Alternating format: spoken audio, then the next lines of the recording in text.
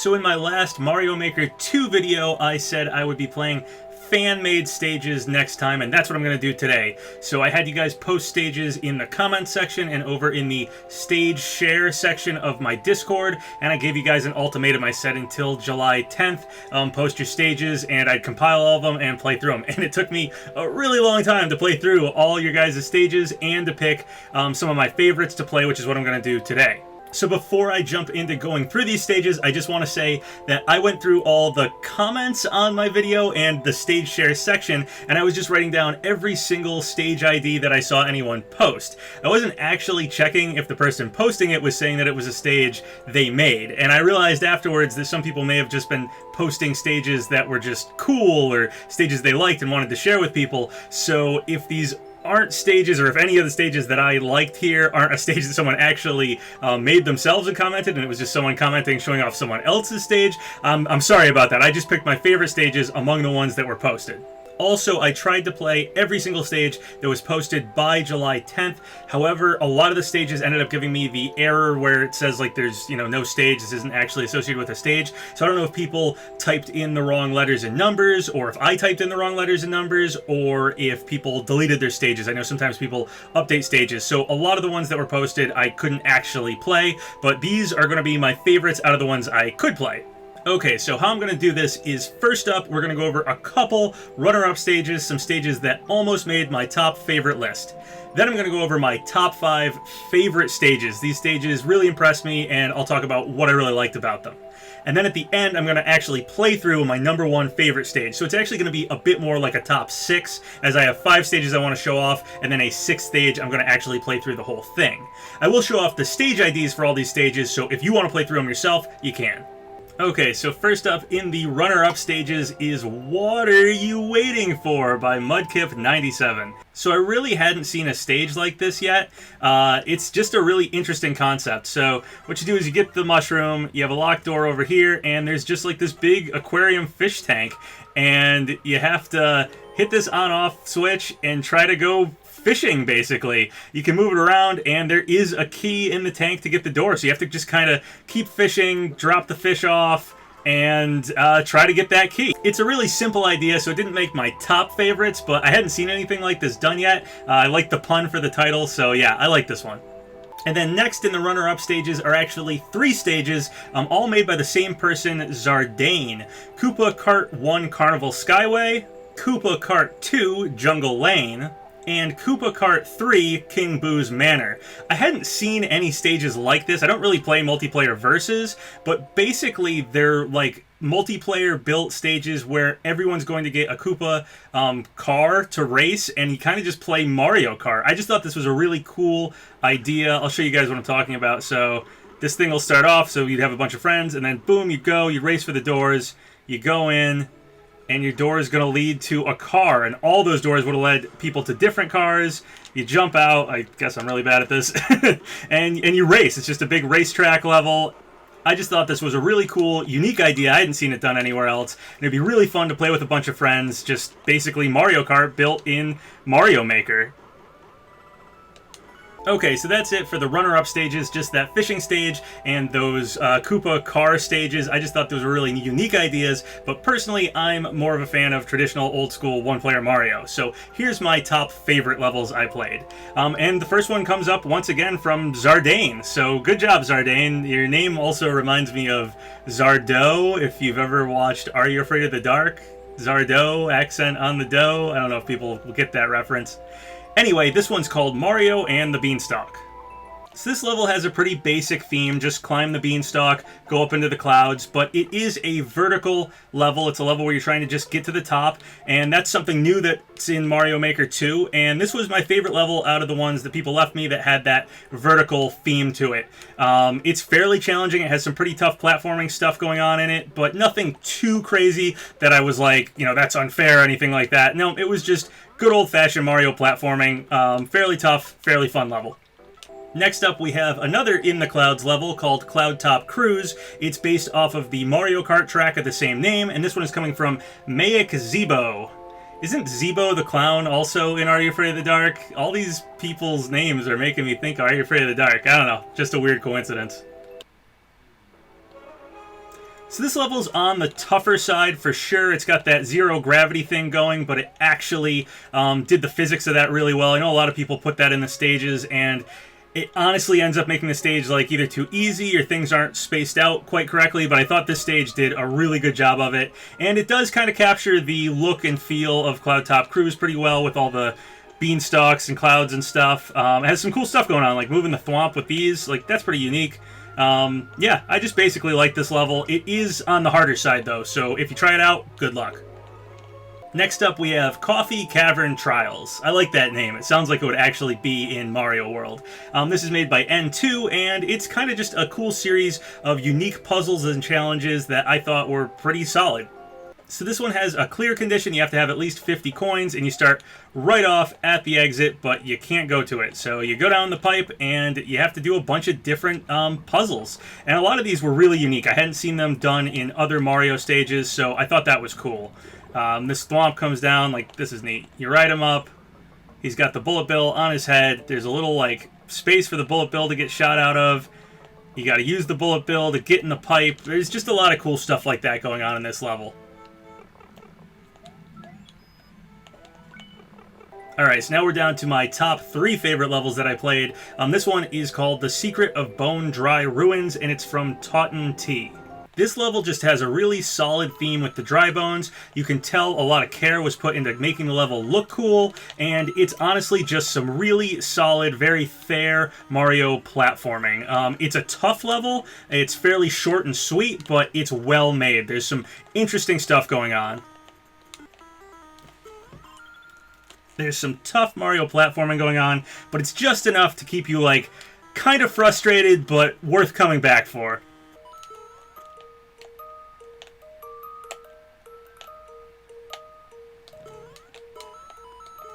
Now, my second favorite course that I played was Journey Level 1-2 Sandy Mountain by Shiloh. This stage is a puzzle-solving stage, and it is tough. I had a hard time figuring out some of the puzzles, and I got pretty lost a few times. There's a whole pipe maze section in this level, and it's frustrating. It's tough. I found this level to be the right level of frustrating, where it's tough and you can't figure out what to do for a while, and then finally it clicks and you get what the level's asking you to do, and it's very, very satisfying. So I really like this level for that. Once you reach the checkpoint, there's like this pipe maze section. You're going to have to like figure out exactly where you're supposed to go and what order you're supposed to do everything in, and it can be a real headache, but I found that very fun. You have to get a bunch of keys, you have to remember which pipes go where, and it gets really complicated, but again, it's a very well-made level. I really enjoyed it. And now for my number 1 favorite level that was posted for me to try out. It's Scroll Stop Manor by Jackson. I strongly suggest giving this level a look. It has a really, really cool mechanic going on to it. So it is like a puzzle-solving themed level. So if you guys want to try it out before watching me play through it and give away kind of how the whole level works, there's the course ID. Give it a shot. Alright, so here we are, Scroll Stop Manor. It's a Mario 3 Ghost House themed level, and the aesthetics are really cool. So we got like a tree made there. This looks like, I think it's supposed to be like a clock on some big building. I like the windows there and everything. Some more trees over here, and there's like a little house. So it's just a neat little outside area, and you can't go into the main building yet. It's locked. So what you have to do is go over into this little house over here.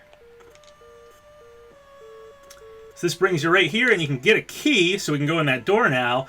However, you can't go back out the door that you came in, but you can see that we're just over to the right of where we were before. So what you can do is jump up here, the screen gets all glitchy for a second, and you can jump back down. So really, this door just brought us over a little bit, and that's kind of what's going on with this whole level. So now we could go in this door, but I just want to show you guys something.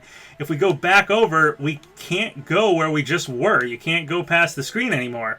So you have to go through the door to get past the stopped screen in order to go up here and go over back to the left. So if you go too far to the left, it gives you the screen stop. You can't go over to the right anymore. So that's really the whole mechanic that this level is based off of. And honestly, I didn't even think about that as being a game mechanic. That was just something, you could use to make your level kind of stop where you wanted it to, or not show off the rest of the level. I didn't actually think someone would take that and make like puzzles with it, but this guy did, and it looks awesome. It's a very cool level because of that. So let's go in here, and we're in this room, and we can climb up this vine, which brings us up top here. And once again, you can go over and the screen glitches, but we can't go down because of the red block blocking us there. So let's go in the green pipe. And we're in this room, so there's dry bones and booze, and we can't really go anywhere else, so we're going to go back up the pipe. And now, if you see, the screen has scrolled over to the left slightly. So this is the same room, but now we can go over to the left a little bit. We can't, however, go over to the right. So let's just go down over here to the left. We have this pipe. You go down it. And now we're a bit more to the right on that screen that had the dry bones and the boo. So you're kind of seeing what this level's doing. It's moving the screen by going in and out of like pipes and doors. So now we can go over to the left a bit more. There is one of those on-off buttons, so we can click that and switch that. Go down here. Stuck. Can't do anything. But now look, the screen has scrolled over a bit more. So we can go over here and go back to this main screen. And this first part. And let's go in this pipe. I don't quite remember the puzzles perfectly for this one, so let's see if this works.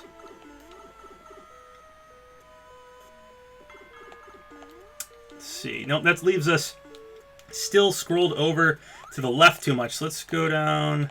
Oh no, I remember what it is. You got to go back through what gave us the original screen, which was the door. Re-enter the building. And there we go. Now we have this block isn't blocking us anymore because we turn that off. And we can go down here. Okay, so we figured that one out. Alright, so now we have a bunch of different colored pipes. We can go in the orange pipe. Pops us back out here. If you notice, the pipes have changed colors, though. So this is actually a different room. So we can drop the bomb down and blow that up. Let's see what's over here. On-off switch. Let's hit it. Go through the red pipe. And now we have another bomb. And this is where the green pipe's on top and the yellow pipe, or orange pipe, whatever you want to call this pipe, is over here. So it's a slightly different looking room, and it had the block blocking us past the bomb. So this is actually a different screen. Alright, so now we have a checkpoint and a door. So we gotta ride this thing down here. And obviously hit this, and we can go in the door. So that brings us over here, but there's a blocked pipe. Oops, I didn't mean to go through the door again. So that brings us over here. We can see the screen we were just on, so we're over to the right a little bit, but this is blocked. Okay, so we just have to hit the on-off switch, right? Well, check this out. We go over, we ride this thing. Just going to go hit that block, because we want the red blocks visible and the blue blocks to be clear, but uh-oh, we can't go through. So that's not how you do this. You can't do it the way you'd think, because you went too far over to the left and it ended up stopping the screen. So once again, they're using that screen scrolling mechanic as a puzzle, which I just think is so cool. So you go through here, these are still blocked, and what you have to do is we can't push the screen over to the left too much. So we can hit that, and we can just wait here, and we're just going to drop down, and we never got rid of this part of the screen that we could see, so now we can go over here and go through the pipe. That's pretty neat. This part, so you got the spinning fire, you got the question mark blocks, so you can kind of pay attention to, what's underneath what thing. We can't go any further, once again, but we can go through this orange-yellow pipe. Get the coins. Now there's a green pipe, and it has the vines underneath it. Go through that. And it's back here. All the way back around. What was the point of that? I also like that they use the background stuff. So we have like the, railings here. We have the clocks here. It's just interesting. All right, so what you're supposed to do is you go through here. And remember, the green pipe's going to bring us back. So actually, you go back through this orange-yellowish pipe. And that brings us over here, which has an on-off switch. So we want to put it to blue, go back through this. Seems odd, but that's what you're supposed to do. And then go through the green pipe. And now going through the green pipe will now block us. So we're actually blocked. We'll go back through the green pipe. And we can go a little further to the right by going back through the green pipe. And that brings us to the end of the stage. I just think that's such a cool stage. Using that scroll stopping mechanic for puzzles, so cool. Excellent, excellent level design. Something I would have never thought to do in Mario Maker 2. So that level really impressed me.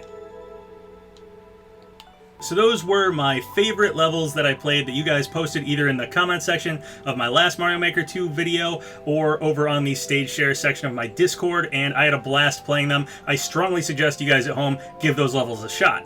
Also, a bunch of the levels you guys sent me were really cool. It was actually really hard to pick my all-time favorites. I was going to do like a top 3, which then became a top 5, and then I ended up making it like a top 6 with some runner-up stages. So yeah, it was tough picking my favorites. A lot of the ones you guys posted were really great.